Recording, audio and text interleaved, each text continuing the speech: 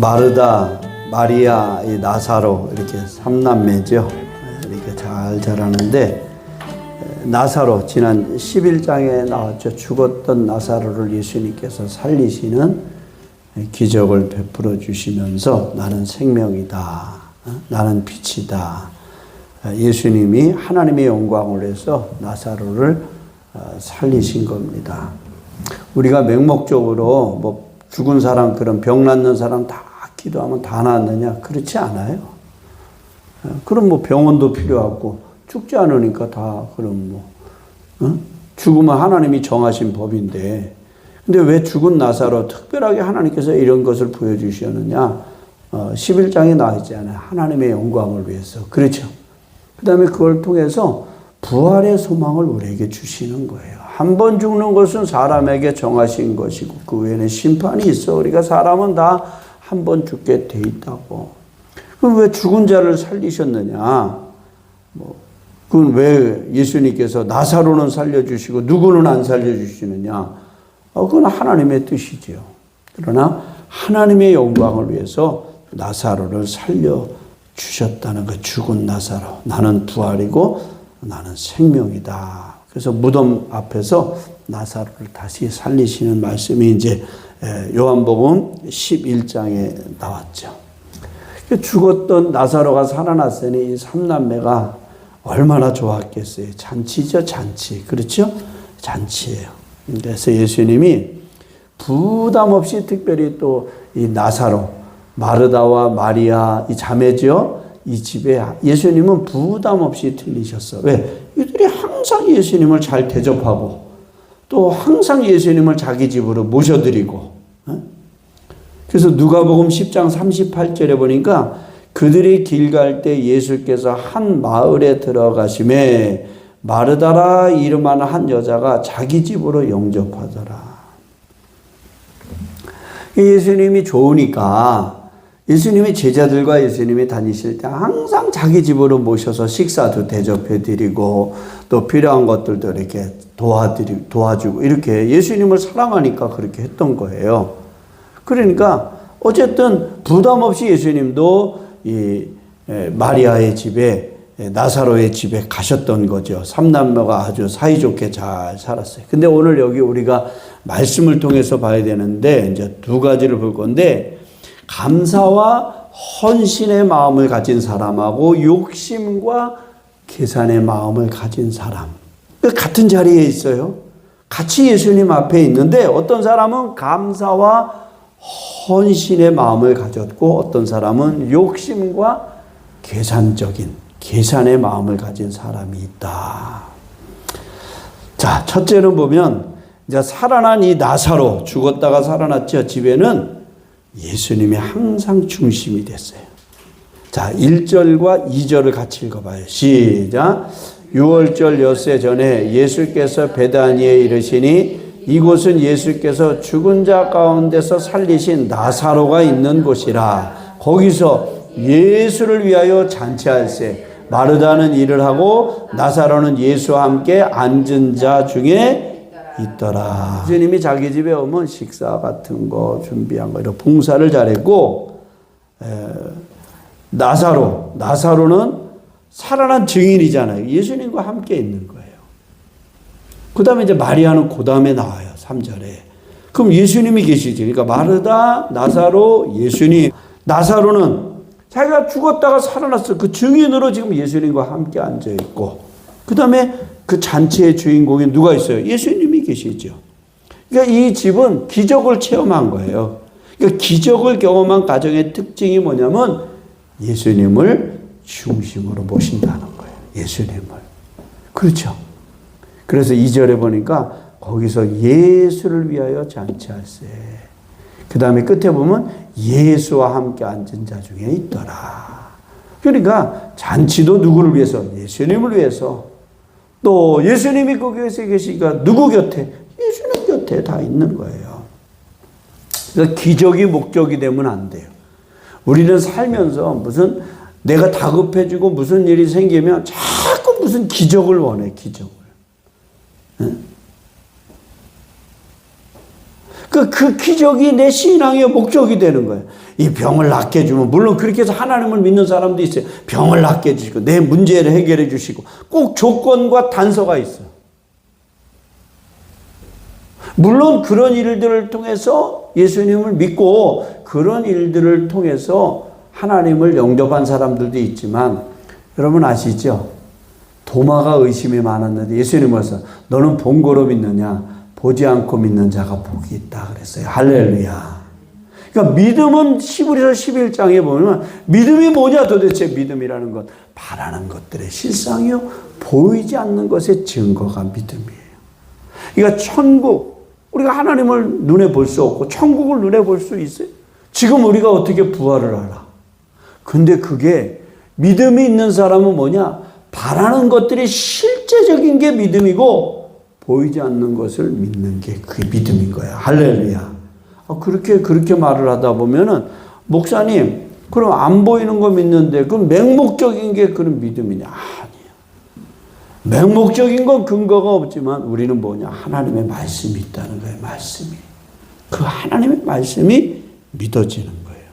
오늘 이 나사로의 집을 잘 보세요. 기적이 목적이 아닌 거예요. 은혜를 받아서, 우리가 은혜 받는다는 얘기 많이 하잖아요. 그 은혜는 하나의 어떻게 보면 감독이 될 수 있어. 아유, 목사님 너무너무 말씀을 재밌게 하고 막 깔깔대고 부엌에 막 그러잖아요. 그러니까 제가 늘 말씀드려요. 그게 나쁘다는 게 아니에요. 그 은혜가 뭐예요 도대체 은혜가. 예수님을 내 삶의 중심, 내 마음의 중심으로 모시는 그게 은혜예요. 그러니까 은혜 받으면 어떻게 되냐? 이것을 하나님 만드신 자연, 하나님 만드신 곳, 고난당하는 자가 있냐 저는 기도할 것이요, 즐거워하는 자가 있냐 저는 찬송할 것. 고난 속에서도 기도하고 즐거울 때 찬송하고, 그 예수님이 그 안에 그 삶의 중심에 자리를 잡고 있어야 그게 은혜예요. 은혜. 내가 막 기분이 업되고 뭐 감정이 막 굳게가지고 그것도 은혜 속에 들어가지만, 진짜 은혜는 뭐냐? 내 삶에 하나님의 말씀이, 또 하나님의 손길이 내 삶의 중심에, 내 삶의 중심에 예수님을 모실 때 그게 은혜예요. 그리고 잔치도 오늘 2절 보세요. 예수를 위하여 잔치하는 거야. 왜? 은혜 받았으니까. 자기 죽었던 나사로가 살아났잖아. 또 예수님 주변에 앉아 있는 거예요. 왜? 중심이 예수님이에요. 예수님. 그러니까 은혜 받은 거죠. 자, 그 다음에 이제 마리아의 향유에 대해서 나와요. 3절. 같이 한번 읽어봐요. 시작. 마리아는 곧 순전한 나드 당근을 가져다가 예수의 발에 붓고 자기 머리털로 그의 발을 닦으니 향유 냄새가 집에 가득하더라. 아멘. 향유는 1년 지품가 300데나리온이라고 그랬어요. 5절에 나왔죠. 그러니까 하루 노동자 품값이 한 데나리온이니까 300일, 1년을 꼭 일해야 벌 수 있는 돈이니까 굉장히 큰 거예요. 근데 마리아가 그걸 깨뜨려서 예수님 발에다 붓고 자기 머리털로 그의 발을 닦을 때 천천히 헌신한 거죠. 한 번 쓰면 끝이야, 이건. 그냥 다 없어지는 거야. 다시 회복할 수 없다고. 이게 두 가지로 볼 수 있는, 오늘 가룟 유다가 뭐라고 그랬냐. 5절에 보니까 막 야단을 치면서 뭐라고 그래요. 이거 팔아서 가난한 사람들에게 주면 얼마나 좋은데. 굉장히 합리적이죠. 아마 사람들은 이걸 더 좋아할지도 몰라. 왜? 예수님 발 앞에 붓고 깨뜨려가지고 부은 건 그건 낭비라고 생각해. 에? 가난한 자들에게 주는 게 더 좋은 일이라고 생각해. 어느 정도는 말이 맞는 말이에요. 근데 잘 보세요. 마리아가 그냥 했겠냐고. 그 비싼 향유를 깨서 그냥 허비했겠냐고. 예수님 뭐라고 그랬어요? 7절에 보니까 가만두어라. 나의 장래할 날을 위하여 그것을 간직하게 하라. 마리아는 지금 6월절이라고. 6월절. 엿새 전에 예수님이 6월절 어린 양이잖아요. 이제 예수님이 십자가를 질 날이 며칠 안 남았다고. 죽음을 앞둔 예수님. 마리아는 계산하지 않았어요. 다 10명이면 10명 거의 다 10중 8구는 뭐라 그러겠냐. 아이고 아까워라. 저 비싼 거. 왜? 그 3천만 원 이상 되는 큰 돈이 들어간 비싼 향유거든요. 근데 마리아는요, 예수님을 사랑하기 때문에 계산하지 않은 거예요. 따라해보세요. 사랑에는 계산이 있다 없다? 없다. 사랑하면 계산이 없어. 여러분 자녀 키울 때 대표적이잖아요. 뭐가 없어서 못해줄 뿐이지. 계산해? 안 해. 주어도 아깝지 않은 거예요. 왜? 사랑하니까. 오늘 마리아가 자기가 어떻게 보면 평생 모은 향유일 수도 있어요. 그 비싼 향유, 값어치 있는 향유. 예수님을 사랑하니까 계산하지 않는 거예요. 나중에 써야지, 나중에 다음에 써야지. 이거 아까운데. 그게 아니야. 예수님 사랑하니까 다 드리는 거. 마리아는 알았어요. 예수님이 어떤 분인지. 죽은 나사로를 살리는 모습을 보면서 예수님이 어떤 분인지 아는 거야. 그리고 예수님이 십자가 지실 것을 알았던 것 같아. 그러니까 자기가 가진 것 중에 제일 소중한 것을 장례식, 예수님 십자가 지기 전에 예수님 발에다 이거 부어서 드리는 거죠. 그런데 세상에는 마리아 같은 사람이 많은 게 아니에요. 어떤 사람이 많으냐? 가룟 유다 같은 사람이 많아. 가룟 유다. 전혀 다른 마음이잖아요. 응? 마리아나 마르다나 나사로 같은 마음이 아니에요. 이 가룟 유다, 예수님의 제자라고 하는 이 가룟 유다 같은 가룟 유다가 등장해요. 같이 한번 읽어봐요. 6절 시작. 이렇게 만하면 가난한 자들을 생각함이 아니요. 그는 누구라 그래? 도둑이라 무게를 맡고 거기 넣는 것을 훔쳐가며. 예수님을 따라다니면서 재정부를 맡았어요. 돈 관리를 맡았다고 가룟 유다가. 근데 그 돈을 슬슬 빼먹는데 뭘 느꼈을까? 재미를 느낀 거지. 네? 정치인들도 나라 돈 갖고 슬슬 빼먹는 거지. 얼마나 재밌겠어. 고소한 거지. 가룟 유다도 그랬을 거야. 예수님 따라다니면서 예수님 앞에 고마우니까 이렇게 300데나리온 큰 돈을 뿐만 아니라 많은 사람들이 예수님께 드렸고, 근데 예수님 돈에 관심 없으니까 야 누가 좀 돈 관리했으면 좋을까? 그러니까 가룟 유다가 똑똑했거든. 계산이 빠르고 이 수치 계산 잘하고 그러니까 유다가 했으면 좋겠어요. 아마 누군가 그랬겠지. 그러니까 맞아요. 유다가 참 똑똑해요. 유다가 실질적으로 똑똑했으니까. 근데 유다가 회계장부 맡으면서 돈 관리한 거예요. 말을 그럴듯하게 하잖아요. 이거 팔아서 누구에게? 가난한 자들에게 주면 얼마나 좋겠냐. 여기에 반대할 사람이 누가 있겠어요? 맞는 말이지. 그럴듯한 말이지. 가난한 사람을 생각하는 것처럼 말했지. 근데 성경은 정확히 요한은 기록했어. 도둑이라고.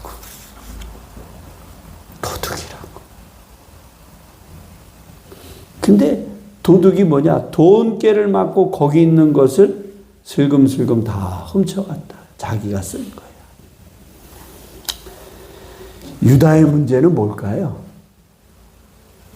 유다의 문제는 뭘 것 같아요, 여기서? 유다는 맞아요. 욕심이. 예수님을 사랑하지 않았어. 예수님을 돈의 관점으로 바라봤어요. 예수님 따라다녔잖아요. 12 제자까지 들어갈 정도 됐으니까. 근데 예수님 사랑하면 이렇게 할 수가 없어. 그래야 안 그래? 예수님을 따라다니긴 따라다녔는데 돈의 관점으로 예수님을. 그러니까 역사에 제일 불행한 사람 중에 하나가 가룟 유다야. 예수님과 같은 자리에 예수님과 늘 같이 행동했어요. 하지만 가룟 유다의 마음은 전혀 달랐다는 거예요. 근데 아까 말씀봤지만 예수님 평가가 나왔죠. 가만두라 하는 거예요. 7절 말씀을 보니까 그를 가만둬. 지금 마리아가 이렇게 비싼 향유를 깨트려서 예수님께 드렸잖아요. 그러니까 가룟 유다가 일어나가지고 아마 큰 소리로 그랬겠지. 야야야, 그 몇 개, 그 비싼 거를 그 팔아가지고 가난한 사람 줘봐라. 얼마나 좋아하겠냐. 하여튼 너 아마 가룟 유다가 그랬을 것 같아요. 근데 예수님 뭐라 그래? 유다야, 네 말이 맞다. 그게 아니라 가만두라는 거예요. 응? 그러니까 마리아의 이 헌신은 단순한 감정의 표현이 아니에요. 예수님의 죽음, 십자가, 그리고 부활까지도 자기 오라버니 나사로가 죽었다가 살아나는 걸 보고 예수님이 하신 말씀, 내가 부활이고 생명이라는 걸 깨달아지고 믿음의 행동으로 그 비싼 것을 아깝지 않게 예수님께 드릴 수 있었던 것은 예수님을 사랑하고 예수님이 행했던 일을 믿음으로 받아들였기 때문이 아닐까. 8절 한번 다 같이 읽어봐요. 8절 예수님께서 뭐라고 그러다 시작. 가난한 자들은 항상 너희와 함께 있거니와 나는 항상 있지 아니하리라 하시니라. 헌신도 때가 있다는 거예요. 근데 사람들은 이제 잘 몰라요. 건강할 때, 힘이 있을 때, 능력이 있을 때, 돈이 있을 때, 응? 그럴 때 예수를 잘 믿고 좋은 일 많이 하고 하나님 나라 상급을 바라보면서 헌신했다면 얼마나 좋겠어. 헌신도 다 뭐가 있냐? 때가 있어요. 때가 있어요. 여러분도 간증 많이 들었을 거예요. 저도 이렇게 여태까지 사역하면서 뭐 교회들마다 다니면서 봤는데 간증하면 무슨 말이냐? 목사님 내가 옛날에 돈 많이 벌었었는데 그때 내가 하나님 믿었으면 하나님 앞에 드렸을 텐데. 술 먹고 강남에서 다 퍼지. 그냥 술집에 가가지고 그냥 돈을 그냥 얼마나만 이게 막 다 뿌렸대. 그냥 아가씨들한테도 뿌리고 사람들한테 다 그냥 다 날라간 거야. 이제 다 날라갔어. 나중에 이제 후회하더라고요. 세월이 지나니까 이제 후회한 거. 내가 그때 왜 그랬는가. 시 중에 내가 가끔 인용하는 연탄재라는 시가 있어요. 너는 연탄재 함부로 발로 차지 말라. 너는 일생에 한 번이라도 남을 위해 그렇게 뜨거워 본 적이 있냐 이 말이에요. 너는 일생에 한 번이라도 예수님을 위해서 뜨거워 본 적이 있느냐. 야, 그 사람은 그 시를 쓰면서도 연탄재 하나 보면서도 많은 깨달음 얻은 거야. 그래도 연탄재는 그 연탄 막 불을 피워서 방을 따뜻하게 했던지 뭐 요리하는 데 썼던지 한 번 불을 확 피워서 유익을 주고 재가 돼버렸잖아. 너는 저렇게 연탄재처럼 한번 살아봤냐 이 말이야. 오늘 우리는 누군가 오늘 생각해 보셔야죠. 나사로는 살아난 은혜의 증인이 나사로. 마리아는 뭐야? 계산하지 않은 헌신의 사람. 가룟 유다는 뭐야? 신앙의 옷을 입었지만 욕심의 사람. 기도하십시다. 하나님 우리 자신을 되돌아보게 하시고 나는 예수님 앞에 헌신을 낭비라고 생각하지는 않는지, 신앙의 언어로 내 욕심을 포장하고 있지는 않은지, 예수님이 중심이 아니라 내 손의 이익이 중심이 되지는 않았는지, 죽은 나사로가 살아난 집에 예수님을 향한 헌신의 향기가 가득했습니다. 마르다, 마리아, 나사로, 우리의 가정, 우리의 교회도, 우리의 삶에도 그 헌신의 향기가 가득해지고 하나님의 은혜가 회복되어지는 은혜를 더하여 주시옵소서.